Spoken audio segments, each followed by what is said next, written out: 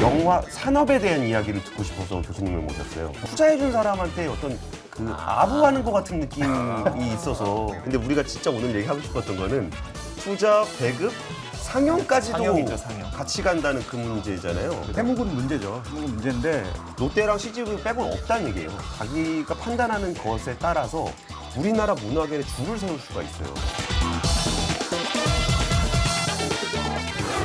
이런 문제에 대해서 분명히 영화인들도 불만이 얼마나 많겠어요. 안 그래도 네. 그 진짜 창의적이고 이런 분들이 CJ가 여기 앉아서 문화, 그러니까 영화, 연극, 음악 모든 것에 유일한 판단 기준, 잣대가 돼 있는 거예요. 네네.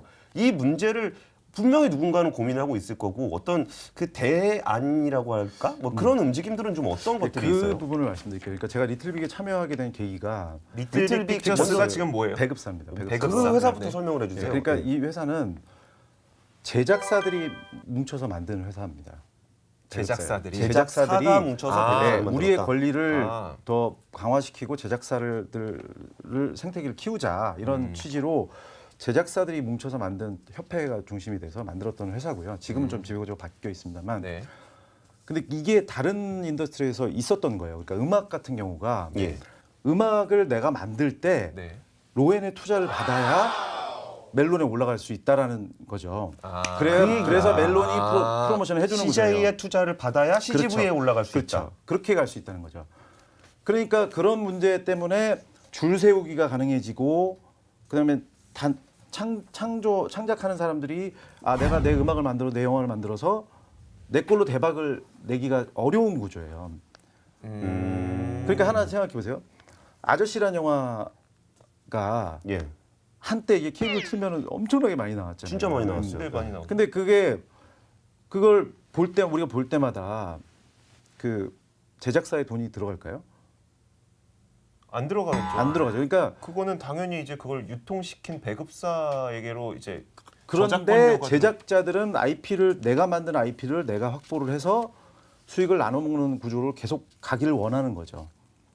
그러니까 지금 한번 주고 러닝 그 이후로는 안 줘요? 그런 식의 계약을 대기업들이 많이 한 거죠. 전매를. 아. 그러니까 부름방 문제랑 비슷한 거예요. 지적 재산권을 그렇죠. 통으로 사가서 내가 나머지 이게 해외 판매가 되든 뭐하든 우리가 다 먹을 거야. 혹시 그거 기억나세요? 저는 이게 나쁘다는 건 아니에요. 네. 아니, 나오니까. 뭐가 안 나빠요. 이 말을 좀 편집해야 돼요. 네. 나쁘다는 거 아니에요. 이 말을 아니, 그냥 편집해야 그런 돼요. 거잖아. 이렇게 봐가지고 이렇게 물건 있는데 아니 물론 이거를 성급 구조로 해갖고 예를 들어서 이게 딱 봤는데 이거는 뭐 한 100억 들어가는 네. 영화야. 네. 제작자가 생각했을 때. 네, 네. 근데 얘네가 한 200억 준대 성금으로. 네. 그리고 어떤 놈은 야 나중에 그 러닝 게러티로 나눠 먹자라고 하면은 200억 성금 받을게요. 이게 선택이 가능한데. 네.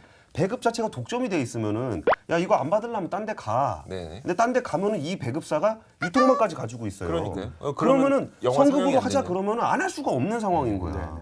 그럼 성급으로 얼마나 줄 건데요? 이것도 뭐 내가 뭐 한 100억 줄게. 그러면 100억 주는 거고. 네. 뭐 80억 줄게. 너무 적은 것 같은데요? 아니 그럼 가.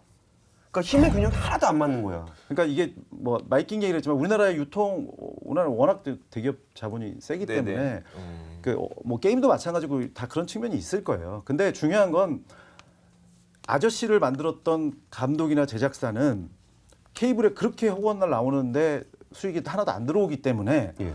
거기랑 계약을 안 하고 뭐 그다음 영화 할 때는 쇼박스랑 한다든지 NEW랑 한다든지 우리 리틀빅이랑 한다든지 이런 식으로 대안을 찾는 거죠. 그런데 그럼에도 불구하고 쇼박스라든지 아니면 네. 그쪽에서도 마찬가지로 물론 상영관을 안 갖고 있지만 네네. CJ처럼 상영관을 안 갖고 있지만 네.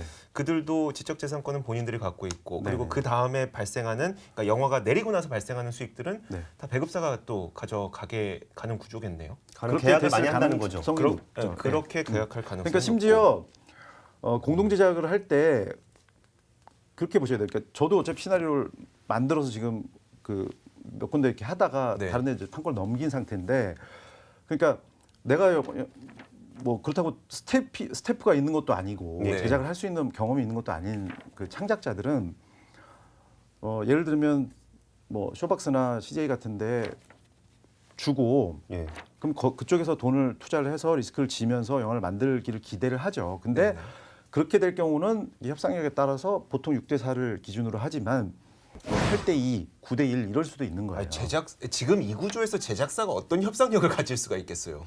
지금 이 구조에서. 그러니까 제작사가 할 수 있는 방법은 배우나 유명 배우나 감독을 섭외를 해서 네. 미리 해놓고 이 시나리오 좋고 이거 이미 감독 누구고 배우 누구야 라고 그럴 경우는 배급사한테 협상력이 있죠. 있으니까 패키지 해놨으니까 돈 내세요. 근데 문제는 제작사가 사실 돈이 없어서 배급사를 찾아가는 거라면서요. 그러니까 그렇죠. 돈도 받으려고. 그렇죠. 돈이 없으면 그 유명 배우와 유명 감독을 모셔놓고 영화를 어떻게 만드냐. 그게 능력이지. 뭐. 아니 그게 능력은 능력이에요. 능력이나 능력은 능력이지만 그래도 아니 감독님한테 봉준호 감독님한테 찾아가서 제가 이번에 이 시나리오 갖고 영화를 좀 만들려고 하는데 같이 한번 하시죠 해서 그분이 오케이 정말 이건 대박인 것 같아. 내가 무료로 해줄게. 나 어차피 돈에 관심 없어. 하면 괜찮겠지만 그 정도 단계까지 그러니까 금메달 수준까지 올라가지 않는 제작사라면 그 기회는 아예 존재하지 않는다는 거잖아요. 그렇죠. 그래갖고 리틀빅 피처스 같은 게 생겼다는 리틀빅 건데. 피처스는 그럼 무슨 역할을 그러니까 해주는 거예요? 그렇게 돼서 제작자들이 뭉쳐서 유통 구조를 지금 그러니까 전매 아까 말씀드린 네네. 그런 문제. 그러니까 네. 제작사들의 권리를 최대한 보전을 해주는 배급사를 만들어 보자라고 한 것이고요. 언제 만들었어요? 그게 13년 정도에 만들었어요. 그 이후에 어떤 일들이 있었는지 좀 얘기해 주시죠. 저희도 근데 돈이 많지가 않으니까 큰 영화는 못 하고 제작사들이 주주로 있는 영화들을 만들기도 하고 어떤 거 많이 하셨어요? 예를 들면 최근에는 아이캔 스피크 저희 주주사는 아닙니다만 네, 아이캔 스피크요? 그 남문희 씨 나와가지고 네, 그 위안부 문제 다뤘던. 네네. 네. 그것도 어떻게 보면 뭐 확인은 안 됐지만 네. 분명히 그 시나리오도 그 메인 배급사들한테 들어갔을 거고 예. 네. 근데 안 하니까 우리한테 기회가 왔겠죠. 근데 저희가 잘 패키징을 잘 해서 영화를 만든 거죠. 예. 근데 그렇게 하면은 그 기존 배급이 이제 독과점 구조로 돼 있는 거죠. 투자 배급 저기가 그렇죠. 그 상영까지. 상영이. 상영까지. 그럼 거기서 제작자들이 그걸 만든 이유가 자기네들에 대항하기 위한 거라는 걸 뻔히 알 텐데 그쪽에서도. 알죠. 그러니까 그 이후에 어떤 갈등이라든지 이런 것도 갈등이 있었어요? 있죠. 예, 그러니까 실제로 저희가 일급기밀이라는 영화를 얼마 전에 했는데 네. 전문용어로 퐁당퐁당이라고 하는데 네. 관을 하나씩 열어주긴 했어요. 네네. 그러니까 관을 누가 열어주느냐가 중요하니까. 네네. 근데 거기가 커뮤터라는 영화를 했거든요. 그러니까 리암 니슨 영화. 네, 네. 그게 예산이 굉장히 큰 영화. 그것도 수익가도 망작 굉장히 아닌가? 비싸고. 그것도 많이 안 봤을 걸요. 네, 그거 굉장히 뭐 한 5, 60억 들어간 영화예요. 네네. 그러니까 메가박스가 투자도 했고, 그러니까 자사 영화인 거죠. 네. 그래서 한 관씩을 우리 잡아주되 아침 뭐 한 7시, 네. 아침 7시 조종? 아침 7시 뭐 새벽 1시 이렇게 일급기밀. 그 중간에는 전부 다 컴퓨터 이런 식으로 그게 퐁당퐁당. 그런 걸 퐁당퐁당이라고 해요. 아니 퐁당퐁당. 근데 그게 네. 통계 잡힐 때는 둘 다 스크린 한 관씩 잡히는 거예요. 아 그게 그 통계를 말씀하신 이유가 뭐예요? 그러니까 예를 들어 영진위에서 영진위에서 뭔가 스크린 이렇게 수.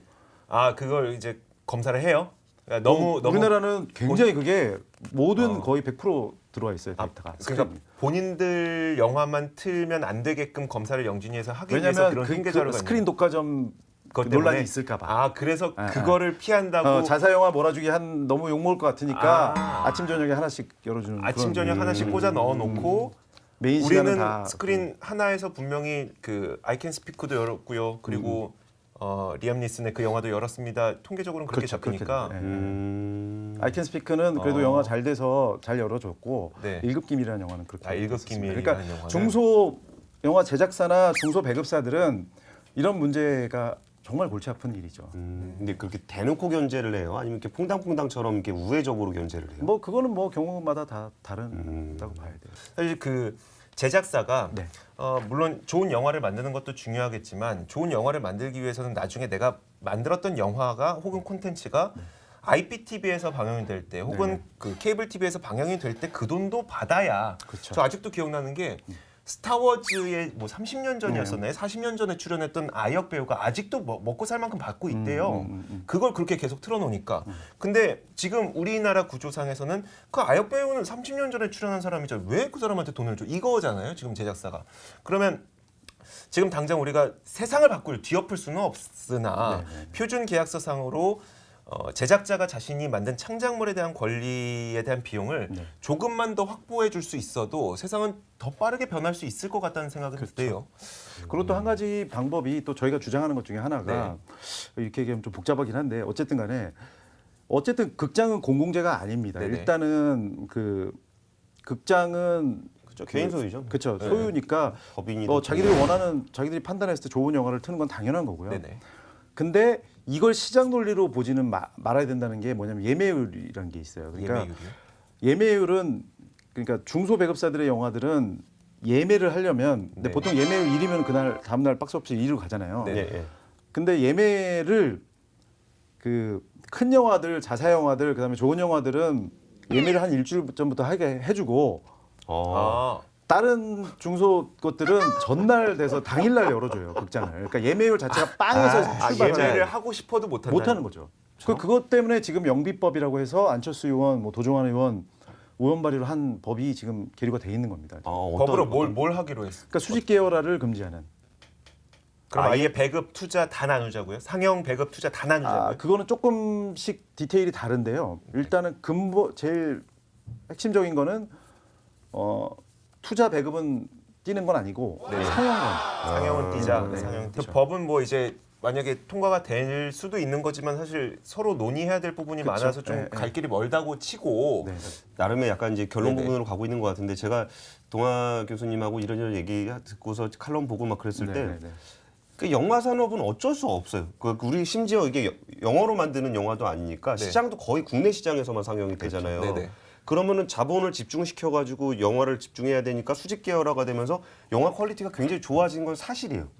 그럼요. 옛날 영화에 네네. 비해서 네, 그 맞아요. 충분히 많은 자금도 들어갈 수 있고 그거에 대한 안정적인 그 큰 도전을 넣으려면 리스크를 줄여야 되잖아요. 리스크를 줄이기 위한 방식으로서 어떤 수직 계열화가 일어나고 이런 현상까지도 그러니까 자연스럽다고 본다는 진짜 거예요. 고마워요. 그러니까 그것까지는 알겠는데 그러면은 그걸로 인해서 생겨나는 부작용을 줄이기 위한 노력들이 저는 끊임없이 이루어져야 될 것 같아요. 아까 뭐 그렇죠. 이런 리틀빅 픽처스의 일종의 실험이잖아요. 이 시장을 한번 흔들어 보겠다는 거. 그리고 그 국회에서 막 이게 퐁당퐁당이라도 넣어준 거는 네네. 국회에서 맨날 그 보면서 독과점 그렇죠. 얘기를 네네. 하니까 그런 거고 네. 예매율도 또 계속 얘기하면은 다 같이 사면로 될 거예요. 네. 그리고 그거에 앞서서 정도껏, 그러니까 자기네가 할 수 있는 힘이 시원하게 강하다는 건 말씀하시네. 알겠는데 네. 그걸로 해서 자기가 쓸 수 있는 권한을 모두 쓰면 안 돼요. 자기가 가진 힘을.